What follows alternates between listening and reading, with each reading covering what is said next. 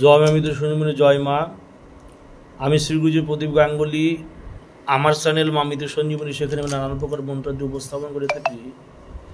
আজকে আপনাদের সান্নিধ্যে একটি বিশেষ প্রয়োগ দিচ্ছি, যেটি হচ্ছে স্বপ্নদেশ ভালো করার তদবির।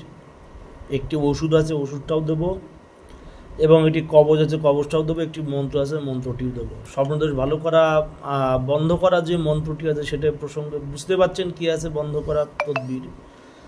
এখানে বলছে যে কালী কালী মহাকালী শ্মশান কালীর পা, যদি মা আমার অঙ্গে করস ঘা, দোহাই ঈশ্বর মা রাধার মাথা খাস।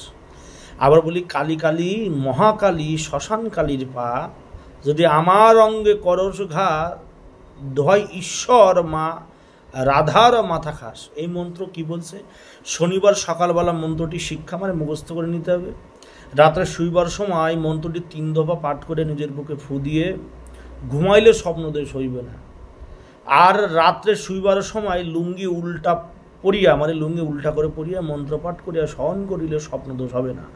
এমনকি তদ্বির কারীর বিছানায় যে শয়ন করিবে তাহারও স্বপ্নদোষ হইবে না। মানে এটা কি টেম্পোরারি একটি সলিউশন দিয়েছে, মানে এটাকে পার্মানেন্ট সলিউশনে কি করে রূপান্তর করা যায় সেটা আমি বলছি। তো এই মন্ত্রটি কি করতে বলছে, এটা কিন্তু গুরু আবার বোঝেন, এই মন্ত্রটি অদ্ভুত যে লেখা আছে, কি আছে, অদ্ভুত দেশ বিখ্যাত মন্ত্র এবং কবিরাজি শিক্ষা। এই কিতাবটি অনেকের কাছে আছে।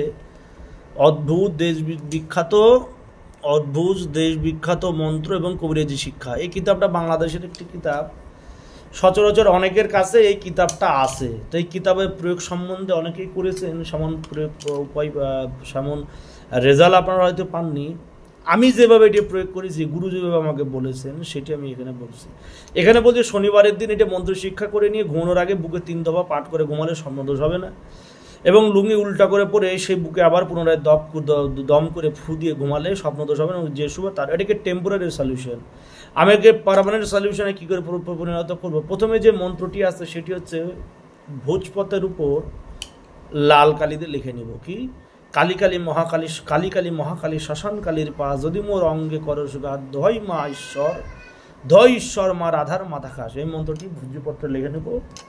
লেখার পর নিজের নাম দেব, কি, কালী কালী মহাকালী শ্মশান কালীর পা, যদি আমার অঙ্গে, আমার জায়গায় নিজের নাম দিতে হবে, আমার অঙ্গে করস ঘা, দোহাই ঈশ্বর মা রাধার মাথা খা। আমার জায়গায় নিজের নাম লিখব এবং নিজের গোত্র লিখবো। আমার জায়গায় নিজের নাম এবং নিজের গোত্র লিখব।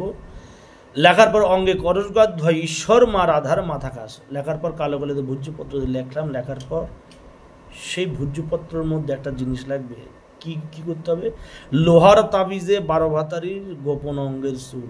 যারা হচ্ছে নোংরামি করে, বেশ্যাবৃত্তি করে, সেই বেশ্যাবৃত্তিকারী সেই ব্যক্তির গোপন অঙ্গের কেশ লাগে। এই আধারে রোগের বাবা বাদারে চিকিৎসা।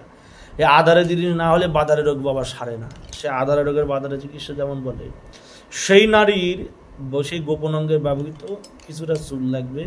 সেই চুল এবং ভূজ্যপত্রের মধ্যে সে চুলটুকু দিয়ে ভালো করে ভাঁজ করে নিতে হবে, এবং ভালো করে ভাঁজ করে নিয়ে কামারের কাছ থেকে একটা লোহার তাবিজ বানাতে হবে। সেই লোহার তাবিজের মধ্যে মন্ত্র লেখাটুকু এবং সে 12 ভাতারির গোপন অঙ্গের চুল তার মধ্যে দিয়ে সেই কালো সুতো দিয়ে সে তাবিজটি মেটে নিয়ে সে তাবিজটি ধারণ করতে হবে। এটি যদি কেউ করতে পারে, জীবনে যে ব্যক্তি ধারণ করবে সে ব্যক্তির জীবনে কোনোদিন স্বপ্নদোষ হবে না। এবং যে ব্যক্তির শীঘ্র পতনের রোগ আছে, স্ত্রী সন্তান আছে, বিয়ে হয়েছে কিন্তু স্ত্রীর কাছে বেশিক্ষণ থাকতে পারে না, বেশিক্ষণ স্ত্রীর কাছে গেলে বেশিক্ষণ সে দাঁড়াতে পারে না, খুব তাড়াতাড়ি বীর্যক্ষয় হয়ে যায়, শক্তি নষ্ট হয়ে যায়, সেই ক্ষেত্রে কি করবেন? সেই ক্ষেত্রে এটি হচ্ছে বিরাট একটি প্রয়োগশালী একটি নকশা, মানে একটি মন্ত্র। মানে এটি যদি কোমরে ধারণ যে করে রাখবে তার কি অতি শীঘ্র পতন হবে না, স্ত্রীর সাথে তার সম্পর্কও নষ্ট হবে না। এবং কি যাদের সন্তানাদি হয় না, অনেক ক্ষেত্রে দেখা যায় পুরুষের শরীরে যদি শুক্রাণু সংখ্যা কম হয় বা যে কোনো কারণে যদি মানুষের শরীরে কিঞ্চিত মাত্র দোষ থাকে, সেক্ষেত্রে কিন্তু নারীর সন্তান, একটা মেয়ের যদি 90 ভাগ দোষ থাকে সে মেয়েরও কিন্তু সন্তান হয়। কিন্তু একটা পুরুষের যদি মাত্র 10 ভাগ দোষ থাকে সে পুরুষের কিন্তু সহজে সন্তানাদি হবে না। মানে সেই শুক্রাণুর সংখ্যা বিন্দুমাত্র যদি কমে যায়, কিছুমাত্র কমে যায়, পূর্ণ প্রাপ্তবয়স্ক শুক্রাণু যেমন থাকে বিন্দুমাত্র যদি কমে যায়, তাহলে সেই পুরুষ মানুষ কিন্তু সন্তানাদি হবে না।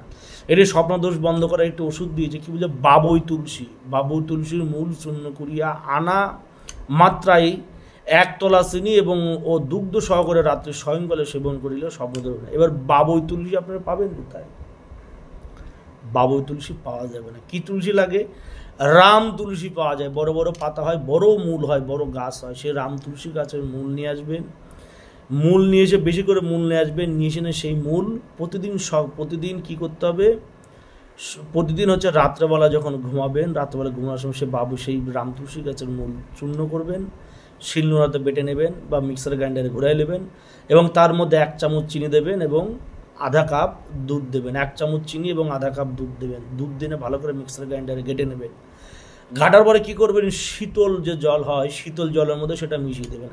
1 চামচ চিনি, সেই রাম তুলসী গাছের শেকড় এবং হচ্ছে গিয়ে আধা কাপ পরিমাণ দুধ দিয়ে ভালো করে পেস্ট করে নেবেন। নেওয়ার পর সেই পেস্টটি কী করবেন? সেই পেস্ট শীতল জলের মধ্যে, ঠান্ডা জলের মধ্যে সেই পেস্টটি দিয়ে দেবেন। দেওয়ার পর রাত্রেবেলা ঘুমানোর আগে সেটি পান করবেন। মাত্র 21 দিন পান করবেন। 21 দিন পান করলে যেসব পুরুষ মানুষের সমস্যার কারণে বীর্য বেরিয়ে যাচ্ছে, বীর্য থাকছে না, স্বপ্নদোষ হচ্ছে, বা পরিদৃষ্টির পরে, জিনের দৃষ্টির পরে স্বপ্নদোষ হয়ে যাচ্ছে, শরীর খারাপ হয়ে যাচ্ছে, বা বিবাহিত পুরুষদেরও হয়, বিবাহিত পুরুষদের স্বপ্নদোষ হচ্ছে, সুদীর্ঘ 3 বছর, 5 বছর, 7 বছর, 10 বছর হয়ে গেছে, সন্তান হচ্ছে না, তারা যদি এই ওষুধটুকু, স্বপ্নদোষের ওষুধটুকু সেবন করেন, বাবুই তুলসীরা রাম তুলসী গাছের শেকড় 1 চামচ চিনি এবং আধা কাপ দুধের মধ্যে দিয়ে যদি পেশেন্ট করে সেটা যদি সেবন করতে পারেন পুরুষ মানুষ, তাহলে সেই নারীর সন্তানাদি হবে। তার যে ওয়াইফের যে সন্তানাদি হচ্ছে না, তার সন্তানাদি হবে। পরীক্ষিত জিনিস।